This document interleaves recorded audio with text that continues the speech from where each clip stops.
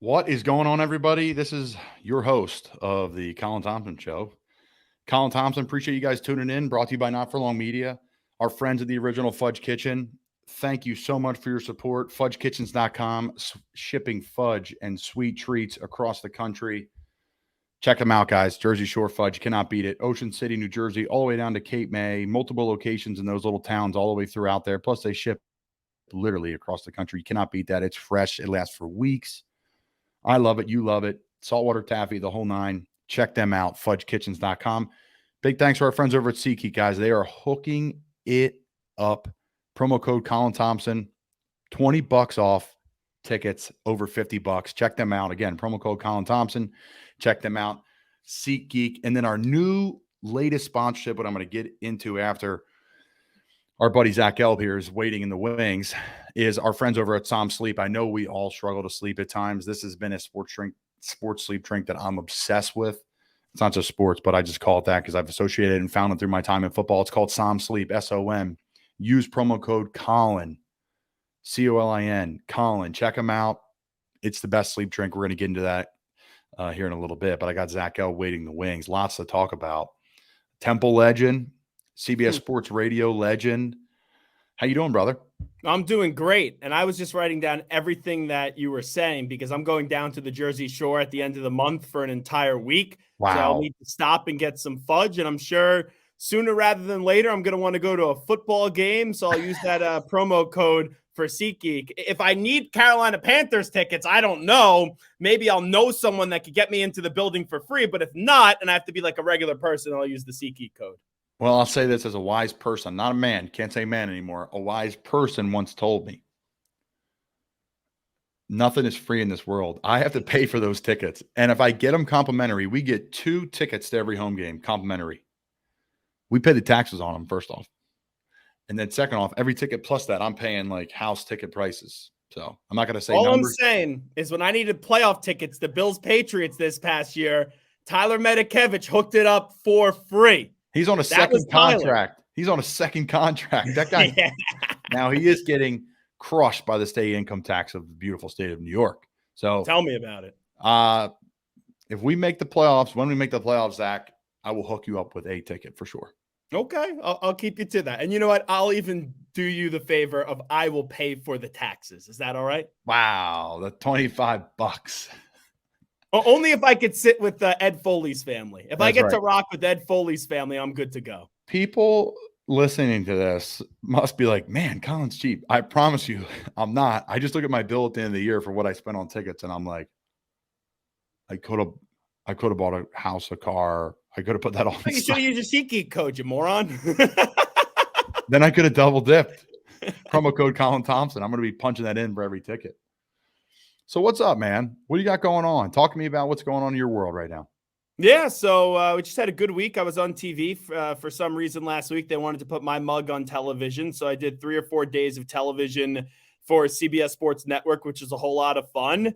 And we're still in this kind of cycle right now where we're waiting for the football season to start, but your sport, whatever the reasons are, keeps on giving us big news item after big news item. If it's Shocker. Baker Mayfield getting traded to your Carolina Panthers, or Zach Wilson and Dax Milne having a little situation going on.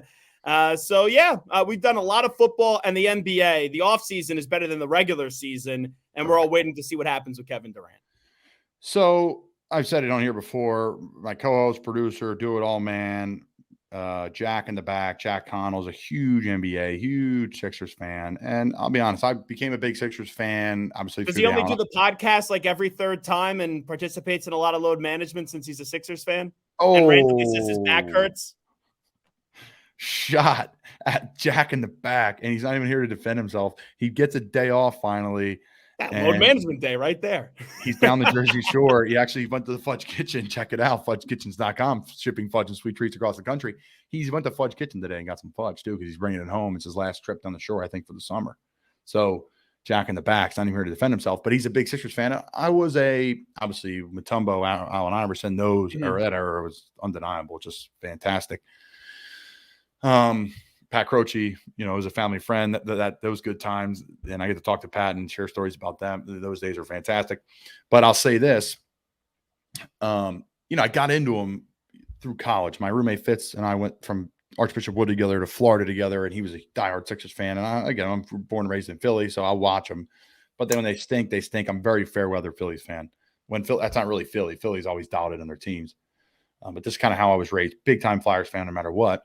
But I watched the Trust the Process years. I was a big fan of those years. So I'm like, there's at least a direction here. Like, I want a direction if I'm a sports fan. That's why I'm struggling with the Flyers right now. It's like, well, they're in no man's land. There's no cap room. There's no this. There's no that. So that's why I get a little hung up on what they're doing. Now, if they go for Johnny Gaudreau and Johnny Hockey and they make a big move and a big splash, hey, listen, we know which way they're growing now. But so I struggle with that. So the NBA to me is a bore fest. Really. 100%. Like, it really is. Like, I love basketball. Like, I'm a basketball player. That's all I got playing tight end. Like, it's a transition. That's very normal now. Yeah. But it happened in high school, right? Like most guys. We're a basketball family, but the NBA is boring. Like, you have to wait until the playoffs to get fun. And I get it. And even some of these series this year in the postseason were not all that entertaining.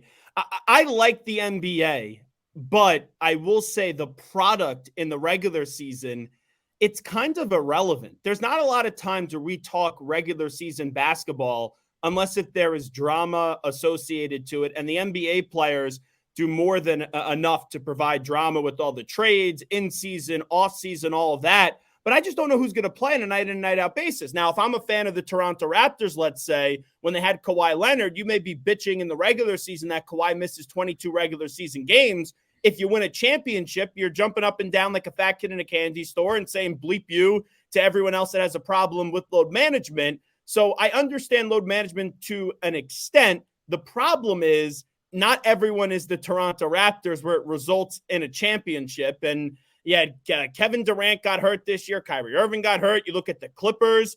Paul George was hurt. You had Kawhi Leonard out the entire season. Like, injuries happen. I get injuries and I get protecting and taking care of your body, but they kind of fix the schedule to try to eliminate load management. But once you get players in that realm of, okay, I'm going to miss 20 games this season, they just get accustomed to it. And you can make a case, even though I was just bashing load management a moment ago. Look at LeBron James. He was someone that never wanted to participate in load management. Say what you want about LeBron, and he's obviously one of the greatest players of all time. He never wanted to participate in load management. He was always shows up and be ready for the big moments. And 3 of the last 4 seasons, it looks like he could use some time off. Not that he's not still playing at a great level, but he's missing games now because his body's starting to break down. There's a lot to unpack with the NBA. And like I said, the product is just, it's too many games. It's you can miss 10, 15 games, 20 games in a season. And I get it. But just once you watch March Madness, you're like, this is awesome. And I get it. There's high stakes. There's not as many games. Mm-hmm. It's sudden death, right? Beautiful. It creates an unbelievable environment. You can't do that at the NBA. You need to get guys to get salaries and get paid. And we are a player-friendly, go get paid podcast. Go. I don't care. Sure. But I don't know. And not that I was like, we're going to talk NBA today, but you can't help it. It's like, I like the offseason better. This is awesome. I hope the Sixers make a move. Harden's taking less. Great. They drafted a kid. I'll watch tune on the summer league because I know some of the kids. Colin Gillespie and I are close. He's with Nova. Obviously, he's with the Denver Nuggets now. He's doing great. He's taking charges left and right. He's just a Villanova guy all over the floor in summer league. But let's be real. Who really gives a rat's ass about summer league? I don't care about the regular season either. Over summer league, I don't care about summer league. Just be healthy. I don't care about the regular season either. That's my point. Fair. To me, it's all the same crop. You're not wrong. And I know you mentioned college basketball. You and I go to Temple, and I'm wearing the Temple polo right here. We love regular season college basketball. Most people don't give a bleep about regular season college basketball. They just start watching during the conference tournaments. And I think it's only going to get better, folks, with what's going on with this conference realignment. I want to hear your take on the NIL stuff. I think I've said my piece last week of, listen, guys, it's happening. Change is happening. It's inevitable in sports. There's a lot of people making a lot of money. Make the conferences better. Great. It's not a normal. People like to travel. It's not normal. It used to be, up in this corner, there was at Big East, and this corner was the SEC, and this corner is the Pac-12. It's done. It's the NFL now. It's the NFL, but with a lot of teams. The product's going to get even better. USC. One of my favorite weeks when I was a kid growing up, I would beg my mom for me to miss school, and my dad and myself, we would go to Madison Square Garden for the Big East tournament each and every year. And I've seen, I don't want to say the death of the Big East because they've done a good job restoring that conference with the dominance of Villanova and the changes that they've made. but the old Big East that I loved isn't the same Big East. So I'm already past the point of logic and geographic regions mattering in college sports, because that's been so long dead to me. Here's my question, because I think we're going into either three ways in college football. It's either going to be one super conference, 65, 70 teams, and if you're not in the 65, 70, you're left in the dust. Or it could be like American League, National League, Eastern Conference, Western Conference, join the Big Ten, join the SEC, and there's different sectors in the Big Ten of the SEC.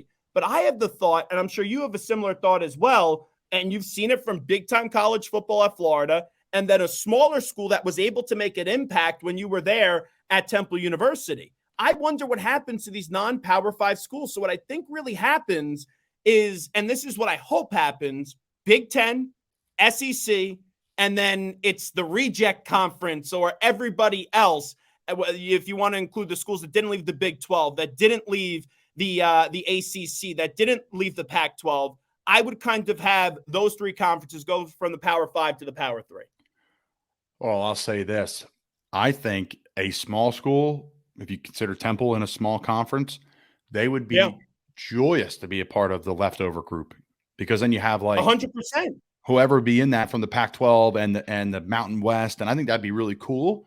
The problem is, can the budget support it? Probably not. I'm for it. I don't want to go that route, because I think that's boring. Like, the main attraction would be, obviously, and this is what I would do if I'm the Big 12, the ACC, and the Pac-12. And I know we're in this waiting stage of, is the Big 12 going to go join or going to go grab 4 or 6 of those Pac-12 schools, or is the Pac-12 going to have this Fugazi alliance that never works with the ACC? If I'm the ACC, I'm basically calling Notre Dame and saying to Notre Dame, join our conference now, give an incentive for schools like Clemson, Miami, Florida State to stay, and you start to build up and take the best of what is a bad situation and give a reason for schools in the Big 12, the Pac-12, and the ACC all want to say. Now, ultimately, I'm not an idiot. If you're a school that's in the Big 12 or you're in the ACC and the Big 10 comes knocking and they offer you $80 to $100 million in TV revenue, we know what drives the train in college football, and that's the money. So probably, if I had to take a guess, I'm hoping for the 3 conferences, probably going to 1 or 2 conferences of just the big dogs, and then everyone else has to go to a different division of football. So I'm going to unpack Notre Dame after this. I'll say this about Temple and these small schools. If I'm the athletic director at these schools and I'm the head coach of these programs, Coastal Carolina, App State, Temple, the teams got left behind now, because when we were good at Temple, there was talk about us going to the Big 12. And I'm like, get the heck out of here. I never thought it was going to happen, but you had a motivated athletic director, Impact Craft, and you had a school that was ready at the right moment. Like, look at UCF. They're going to the Big 12. Not that long ago, UCF had 0 wins in a season. Then they claimed the college football, national championship and all that other stuff. And very quickly afterwards, they're in, for now, what is a Power 5 conference. So they took off, right? I was trying to transfer in that after that whatever year, because I was at Florida and I want to stay close to my now wife, who was my girlfriend at the time, and our friends. And I want to continue that Florida lifestyle. And it was an awesome thing. I picked it for a reason. I didn't want to leave it. So we almost never even knew each other. Never. We would have met, though. It's destiny. But I can't stop talking. I'm on a mic, so we would have met. My point is, they hit it at the right time, right? And they did. Cincinnati, same boat. Houston, they haven't even been that great, but they're in a big city. No. They've won relatively not too long ago, and they haven't fallen off the cliff like Temple did and the previous staff did. I think Drayton's going to do a fantastic job with the new staff. He's been unbelievable with alumni, and I know they have a lot of work to do, but I think things will be going the right direction. So I digress. I think my point was with the athletic directors and coaches, I'm going all in. I'm calling every booster under the sun, and I'm saying, listen, we have a 2-year window. We have to win right now, or we're going to go to some abyss, and we're not going to be able to get out of it. Because what's going to happen is these power conferences, they're going to be looking for things. Temple's got that huge media market in Philly, massive top 5 market in the country when it comes to sports media. People want that, but there's no one to grab a hold to. You can't take Nova because they don't have the football team. You can't take Drexel, LaSalle, Penn, all those for obvious other reasons. But Temple's the wild card. When things were good, you could get pulled because of A, Philly, B, you're successful, C, you play in a giant stadium, D, you can build a stadium on campus at some point in time. It didn't happen before, but with the right money and the right conference, that gets pushed through. So to me, if I'm biggest booster of Coastal Carolina or Temple or whatever, I am writing checks. I'm getting the best players in there, because if not, I think you die on the vine, because you're saying there's going to be 3-4 conferences, and then who's left over? What are you even playing? Do they even have bowl games? So that's that. And then secondly, Notre Dame wise, all my Penn State buddies, and they got to join the Big Ten. Well, they don't have to do anything. And I think they should join the Big Ten. But to me, they don't have to do anything. So no, because they're Notre Dame. I think they're going to sit back. They're going to wait for their cards to fall where they fall. Everybody wants them. They don't need anybody, because financially they have so much backing. They only have they could have their own network. They do. And really, at the end of the day, like, they're just going to wait to see what happens, and they're going to make a decision. And they could be the leader of that small conference, of that conference of the leftovers, and just say, all right, sure, we'll play you in a couple games every year. But at the end of the day, we know if we go undefeated, we're going to be in the college football playoff. We're going to play, the leftover American Conference. We're going to play the leftover Pac-12. But it also gives them the freedom. And still, if they join the ACC full time, and you put the Big 12 in there, you put the Pac-12 in there, they're the top dog, no matter if they win or not. So they could still basically call their schedule, call their shot, and have all that flexibility that they want. But still, once again, I know it's Notre Dame. I know they have money out the wazoo. The Big Ten contracts, though, are just ridiculous what they would get. Like, look at Rutgers. Rutgers stinks at football. And Rutgers gets all this money from the Big Ten contract. So that, to me, if Rutgers is that, then like Notre Dame, why aren't you going to go join the Big Ten? And I get it, right? There's other great schools in there: Ohio State, Michigan State, Penn State. But for Notre Dame, and now you do obviously have the two schools that come over the Pac-12, UCLA and USC. For Notre Dame, though, this is eventually truncating, which we all do believe. And let's say they don't want to be the leader of that third conference, or that third conference just never does form, because people are going to start bolt and thinking about themselves. We've already seen that. And it's like, all right, we're SOL. We don't really want to join a conference. We've been clear on that for a while. The only time we joined the conference was during COVID. We have this affiliation with the ACC. If there's only one or two conferences left, I guess now we have to join the conference. That's what's going to end up happening. And Washington and Oregon will probably join the Big 12, and then more of those schools are going to leave, and there's going to be more chaos. If I'm being honest with you, and I don't want this to happen because it screws over the little school, 65, 70 of the top teams in college football, 65 to 70 biggest brands or biggest media markets, whatever it is, it's going to be one conference. And the shame of that is, like, when we went to Temple, look how many guys you guys put in the NFL. Like, there's like, what happened to the Deion Dawkins of the world? What happened to the Hassan Reddicks of the world when they got to Temple, no one knew who they were. And then Deion now is a starting left tackle on a Super Bowl caliber team, and Hassan Reddick was a top 15 pick in the draft. What happens to those diamonds in the rough, let's just say, that needed the smaller school to get to where they were because they got passed over by the big school? Well, those small schools are still going to be there. Those stories are still going to happen. It's really going to be no difference to me. Like, to me, my argument is it's all going to remain the same, folks. And that's why I'm like, everyone pump the brakes. We're still going to be watching football in October, whether you like NIL or not. The kids are going to be out there playing hard. They may dance in the end zone a little bit longer. Great. But at the end of the day, like, it's still the same product. The freaking stadium's rocking. Tickets are selling. You're buying shirts online. You're all in. You booked a ticket to watch Tennessee play so-and-so in the whatever bowl. And then you're going to go watch Tennessee play in March Madness 4 months after that. Okay. So to me, like, college football isn't going to change. There's still going to be the small schools that are great. And hey, what happens if they break away from the NCAA? Well, I still think they're going to exist, and those guys can still play, because at the end of the day at Temple, when things were dark, and Coach Rule and Dazio and Golden and all those guys that came through, and Jeff Collins that did a great job, and I think Coach Diaz will too, is they went and pulled those kids out. Those kids had nothing. They didn't care who they played. I mean, we played whoever. You mean Coach Drayton? Did you say Coach Diaz?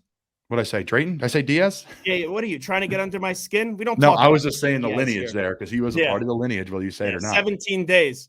Coach Drayton, and that guy wanted out after like 5 days. That snake. I interviewed him actually during my first TV hit ever. My only TV hit ever was a live, whatever, Philly local. Oh, on the introductory press conference. No, not with Manny. It was a recruiting day thing. We sat down in the main area. Oh, okay. Yeah. So I digress. I think it's all going to stay the same, folks. Yeah, they're going to be new conference and all that stuff, but the schedules are going to come out and be the same. they're going to be playing the same rivalry games because they make money. But here's the thing about rivalries, and I heard Coward say this, and a guy I really respect in the business. Colin's like, rivalries are only rivalries because teams are good. So the new rivalries are going to be made. If USC's good, those freaking USC games when they play Michigan State and Michigan, they're going to be incredible. UCLA, like that's going to be awesome. The Rose Bowl is going to be played. That's where the Big Ten championship is going to be played, I would assume. So the Big Ten is going to be rocking. If you get a Notre Dame in there, the Big Ten and the SEC have no problems. Oh, let's be real. I just want to join them.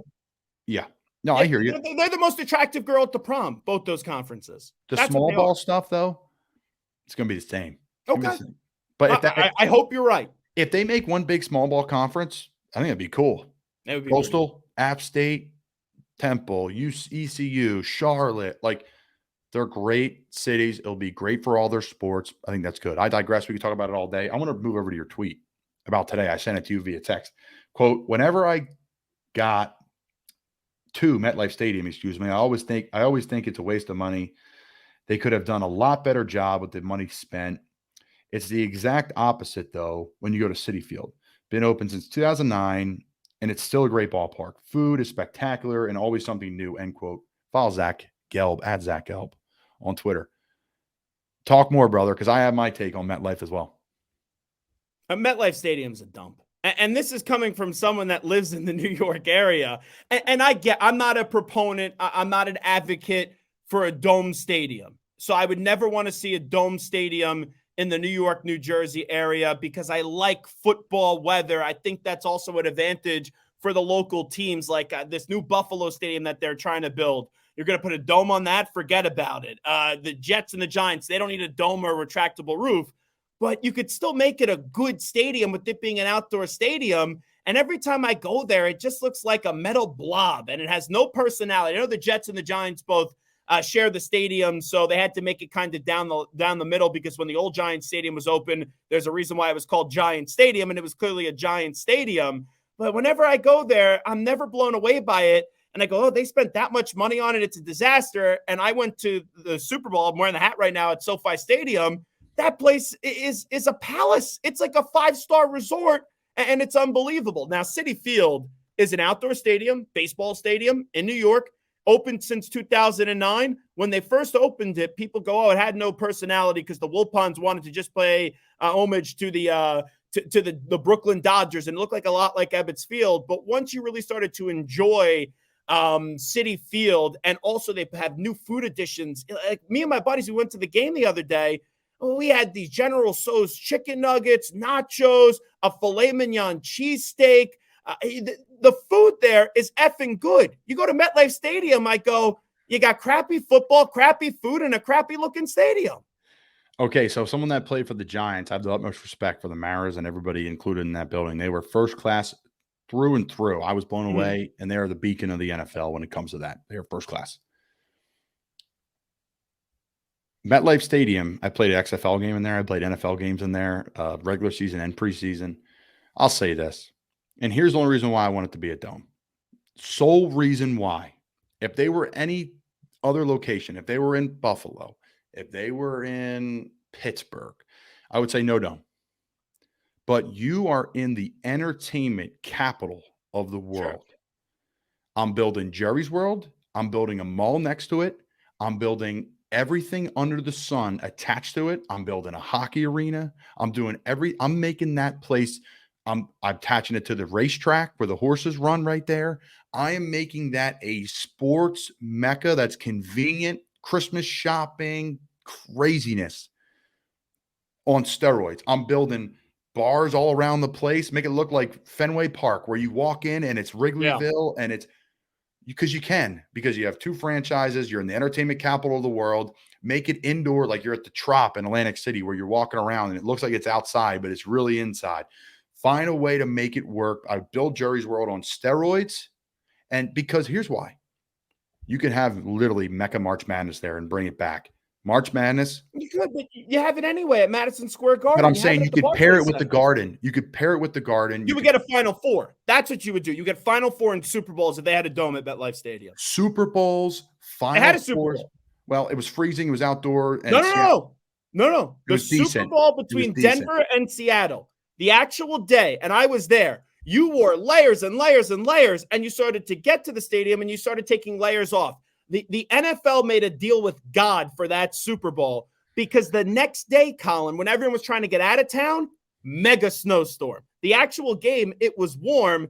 They're not going to go back, though, to New York for a while because of that fear of having a big-time snowstorm. Now, when the Super Bowl was at Jerry's World in Dallas, there was an ice storm. I was there. Idiots in Dallas, I was there too, never get snow. So I am driving on the highway with my father as we're going to the media center. And you know when we go to the park as kids and like you have one of those big cranes that are digging up dirt? That's what these morons were trying to do to get the snow off the road. My dad looked at me and he said, we're going to die.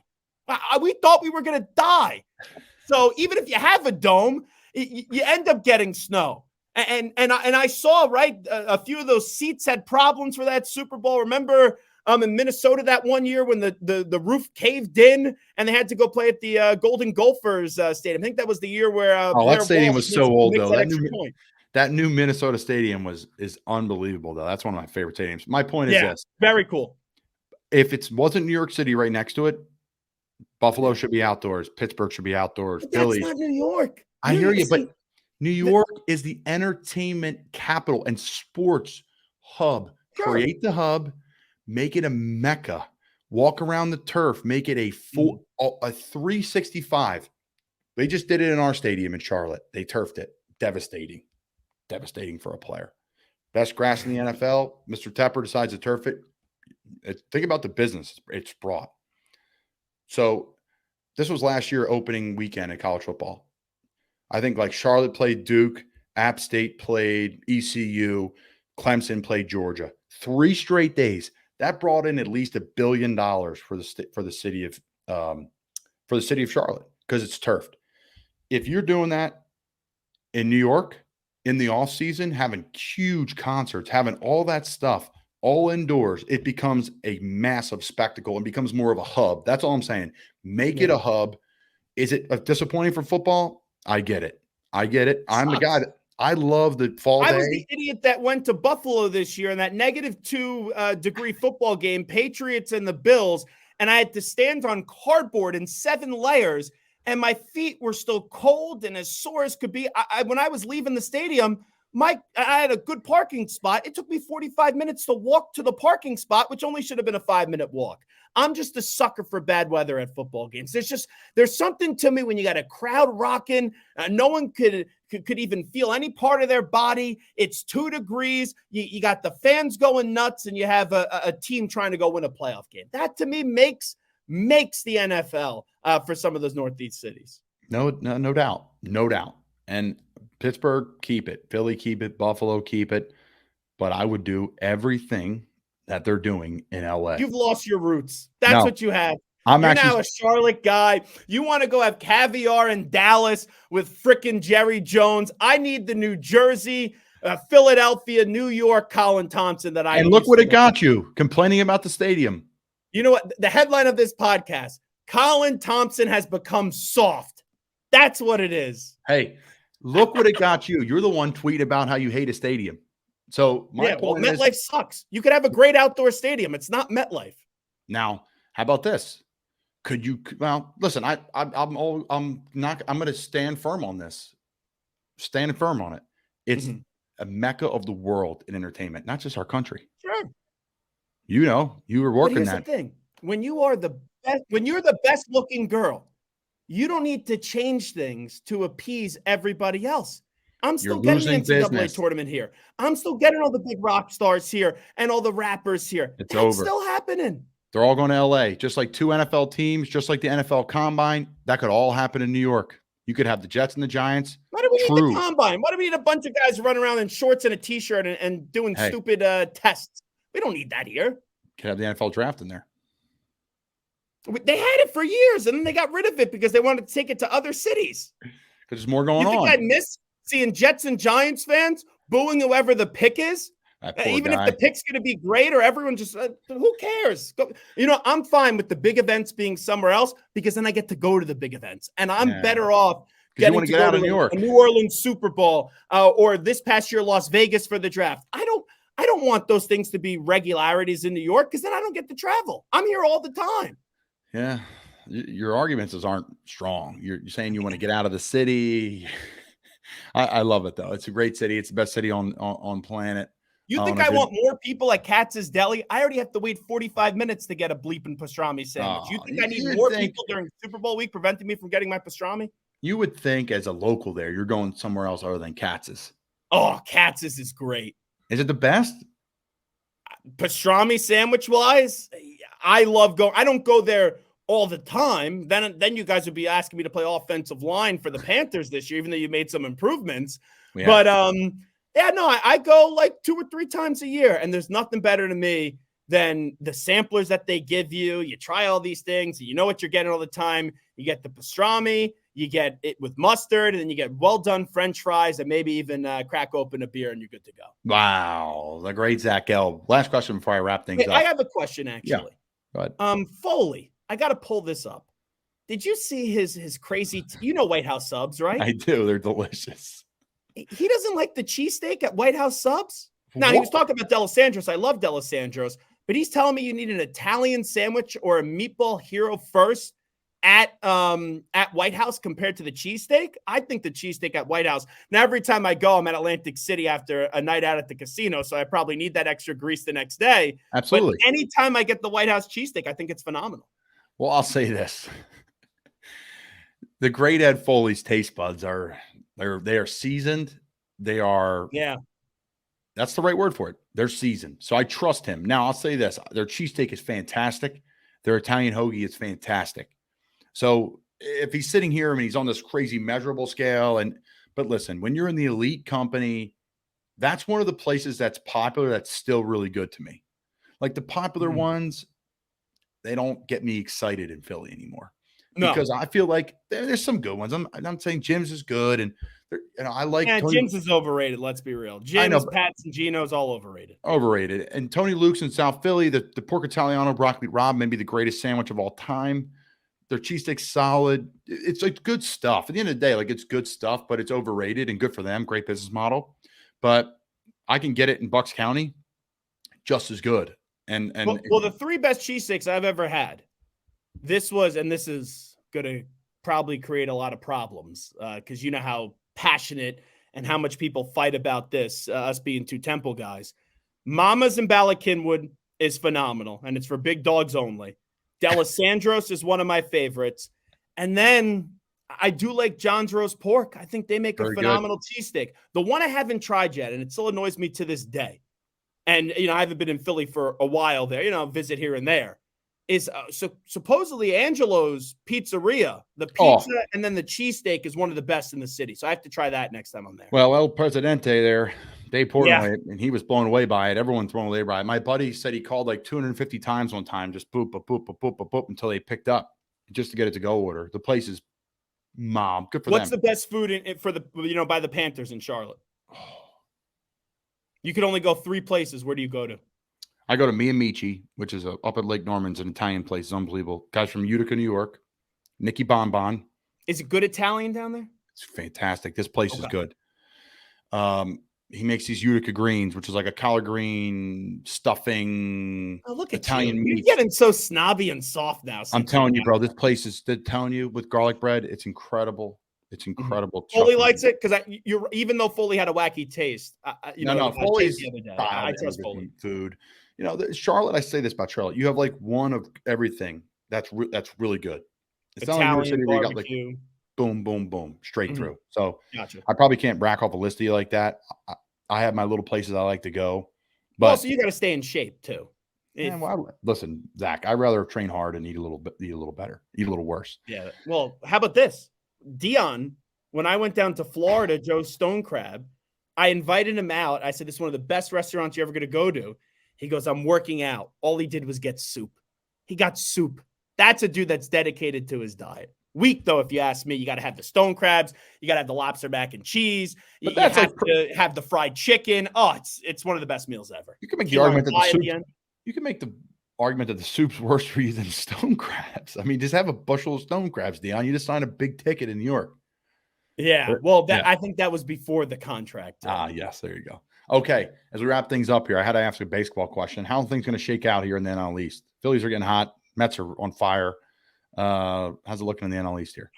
Right now, the Braves and the Mets, as we sit here, they're going to start a big 3-game series coming up where Max Scherzer is going to be on the mound. I was at the Mets game yesterday. Taijuan Walker pitched great, but the Mets just couldn't hit. The Phillies need to do a little bit more for me to look at them as a threat to win this division. I think for now, it's a 2-team race between the Mets and the Braves. I will still sit here and feel good about my Mets, even though they've been doing this without Scherzer and DeGrom, which gives me confidence. But they have to go get an arm in the bullpen and another complementary piece at the plate. But the Braves got off to that slow start, and it seems like the Braves just can't lose right now. So it will either be the Mets or the Braves.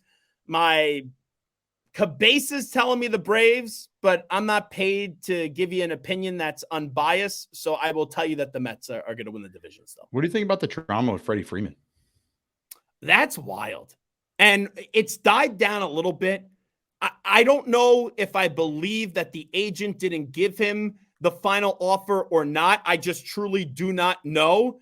But it's clear that Freddie Freeman did not want to leave the did not want to leave the Braves. But you're now away from Atlanta. Okay, you have the emotions come back up when you went back and you got the ring and you saw your teammates and all that. But you're in a great situation and he's playing well. So his play has not been affected by it, which you thought maybe could like a little bit of a mental struggle, and it shows up in your performance at work, but he's still playing really good baseball. If I'm his teammate, though, and you understand the camaraderie of a locker room, if he keeps on saying this stuff, I'm like, this guy doesn't want to be here. Like, I know he's a great player, but forget about him. He's a professional, though. He'll keep it together, and I think he'll be fine. But I don't know if he'll stay that entire contract with the Dodgers.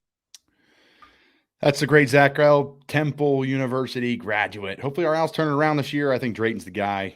Aaron McKee, hopefully he's the guy. I need an NCAA tournament berth. The football program, since we just had a disaster in Rod Carey come and go, disaster. I give the football program a little bit time, even though, as we were talking about, that could be risky in the future of college football. Basketball, and I love Coach McKee, I got to see it back in the tournament. I'm sick and tired of watching the NCAA tournament and seeing all these great stories and going, where the heck is Temple? We'll see. We'll see. That's Zach Gelb. Follow him on Twitter at Zach Gelb, CBS Sports Radio, the man. Appreciate you coming on, man. Love having you on. We'll get you on in the season. Thanks, Colin. And I will not forget, if the Panthers are in the playoffs, your ticket in my hand, and all I do is pay the taxes, those 25 I got it, the whole thing covered, brother. Don't worry about it. I'll even have maybe a cold beer and a cheesesteak sent to your seat. Wow. That would be good. That would be impressive. Maybe I'll pay for the whole ticket then. Thanks, brother. Thanks. All right, guys, we got to get back to some of the breaking news, some of the things going on here at Not For Long Media. There's been, there's been a lot of change, a lot of fun stuff. I think the one thing that I'm really excited about here is our future, because we have a lot of things going on. Before I get into that, though, I was talking about our friends over at Tom Sleep and how important sleep is, especially as an athlete, but just for in general. Like, we all struggle with sleep. Some people don't. Some people are good with it. Some people have the phone rocking. Some people can't fall asleep because the TV's on, whatever that may be. But Som Sleep has literally changed my career. And we're so lucky that at Not For Long Media, we can work with people that are our sponsors, that are like literally is my friends. And I got a great relationship with Brad there. And, we've worked something out where you use promo code Colin. They're going to hook you up. And, we'll work, the deal will, be what it is. But, I'm just excited for you guys to try this product that's so near dear to me. Check them out, Som Sleep. I take it in season. I take it probably 200 nights a year, 250 nights a year, depending on what's going on. But when I get out of season and I get in a rhythm and we're doing our normal deal, I don't need it as much. But, I like to take it, like I said, I'll take it 7 days a week, depending on what's going on. If I'm really tired, I don't need to take it. But if I took a nap that day, 20-minute power nap or a nap, it's the best thing to help you wind down and go to sleep. It's been so enjoyable for me to take. I literally cannot thank that product and Brad and them at Som Sleep enough. It's been huge for my career. I can get sleep in season. I didn't always sleep great in season, what due to soreness, due to whatever it may be. With magnesium and the natural products they have in there, it helps you go wind down really quick. So check them out, guys. Use promo code Colin. Som Sleep, SON. Get Som Sleep. Promo code Colin. Check them out. Appreciate our friends over at the original Fudge Kitchen, fudgekitchens.com. Again, buying tickets for a game, SeatGeek, promo code Colin Thompson. Check them out. All right, so breaking news here at Not For Long Media. There's a lot to report, and I'm going to break it up over the next 3 weeks. Breaking news, the boys are coming camping with me. So we're bringing Not For Long Media now for the second year in a row down to training camp. Jack Connell and the great Justin Ayers, those two studs that are really the backbone along with the rest of our team here at Not For Long Media. They're going to come down and they're going to be asking the guys on the team the hard-hitting questions. It's pretty cool for me to leave practice and then have the people that, I'm able to go to work with in my media company asking players questions, asking coaches questions. It's really unique. Last year, you check it out on YouTube. Justin did a great job interviewing players. I actually interviewed some players at the practice too, which is really unique. And how many guys in the NFL are really doing that? That's not an ego thing. That's just something I'm excited about and proud about, that we started something from the ground up. And here we are in Carolina. Here we are in an NFL facility. We're practiced against the Ravens last year. It's 100 degrees out. And there's Justin with the mics ready to go, the players lined up, and we're grilling the guys with the quick hitters after a game. So Justin Ayers and Jack Connell are coming camping, folks. Stay tuned. They're going to be down here at the end of July for 2 practices and then that night practice. So 2 practices. One of the practices at night. It's a fan night. So that's going to be really cool. It's in the stadium there where the Terriers of Wofford College play. We practice in Spartanburg. So that's some of our breaking news. More to come next 2 weeks. We have really 2, 3, 4 big additions coming here, Not For Long Media, future podcasts that we're really excited about. And something that's kind of near and dear to me because we've been building this thing from the ground up. Like I said, there's no greater joy than seeing that. Congrats are in order to the USA women's lacrosse team. They won the World Cup of women's lacrosse this past weekend, beating Canada in a close game. A little rain, a little fun going on at Towson University. So shout out to Taylor Cummings, Alice Mercer, all our friends on the team, and the entire USA team. Taylor won player of the whole tournament. Alice is a friend too. She won. I think she was one of the players, the 8 or 10 players I recognized for the all tournament team. There are some of our few friends on the team, but again, so happy for that group of girls. That's a group of girls that I watched playing when I was just started dating my wife, Sydney, 2-3 years when she played at the University of Florida. And now to see them kind of full circle win a World Cup after waiting 5-6 years after COVID. That's awesome. So congrats to them. It's absolutely massive. And, I'm just jacked for Taylor and that group of girls that are so dedicated to a sport, just on and off the field, of how they do business, like above and beyond what you expect from someone's sport. Like, talk about giving back to people.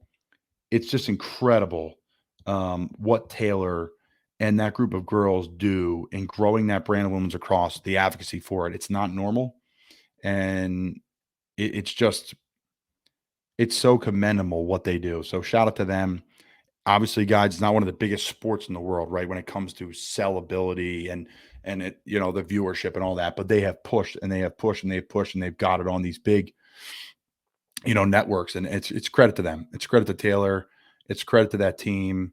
And just really excited for them and their group of people, an awesome group of people. We have a great core, and a lot of it has to do with that group there. So I want to read a tweet from Taylor. It's a shame. So this guy actually deleted the tweet, and that's what I was scrolling there. It was talking on a little bit. Is there was a guy that tweeted, so Taylor had a sick goal, comes around the net, jumps, boom, flips it, and in women's lacrosse, they have to check the pocket of the stick to make sure it's legal. If it has the pocket's too deep, right, they can cradle it more and create more advantage for themselves. So the netting in women's lacrosse is actually firmer than the men's, where you can be held more in the pocket and you can protect the ball more. It's a much different game. Physicality is way different. So it's a shame this guy deleted the tweet because everyone jumped on his back.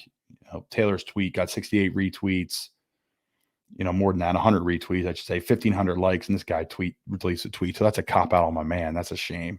And it really wasn't even that bad. He just said he disagreed with Taylor. So what they do is they score and you drop your stick and they measure the ball in the stick every time for every goal. Before there was like a challenge for it, right? So like a coach's challenge. Now they do it for every goal.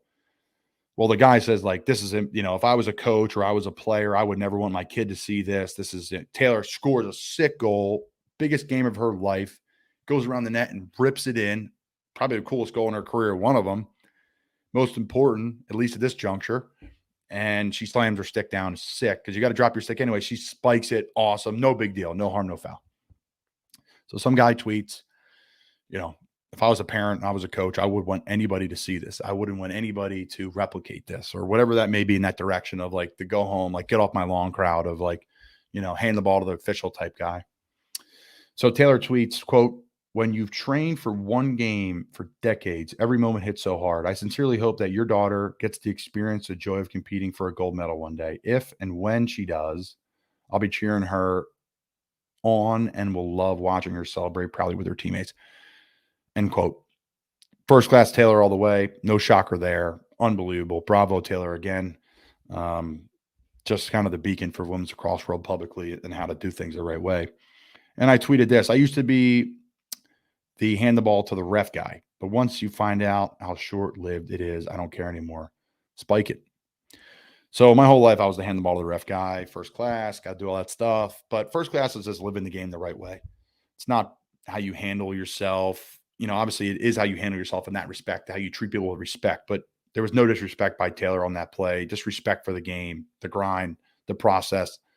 Again, no issue with that. I'll never forget this in my kind of story when it hit me is I'm sitting at the Seaview, which is our local pub in Cape May, New Jersey. I just called a game on Temple football radio.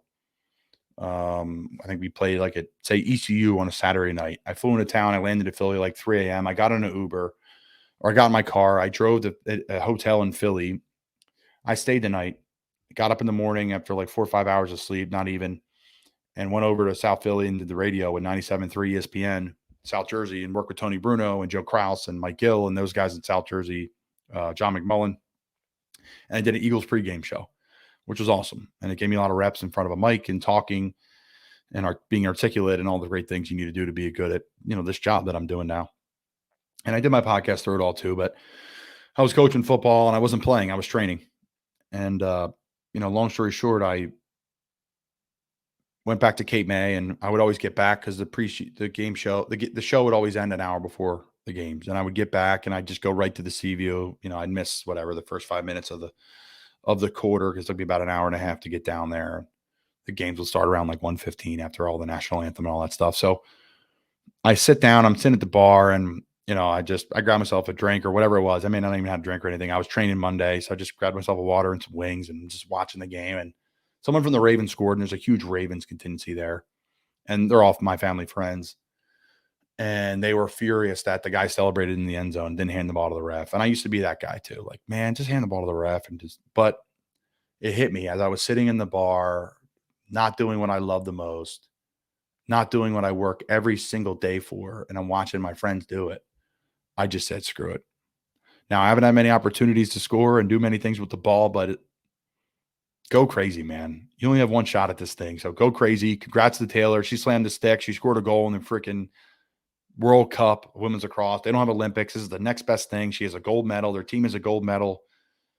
So just freaking tear it up. Who cares, man? As long as you're doing it in a respectful first-class manner, there's absolutely nothing wrong with spiking the ball, throwing it into 50 rows up, engaging the fans, engage with your teammates, and have a freaking ball.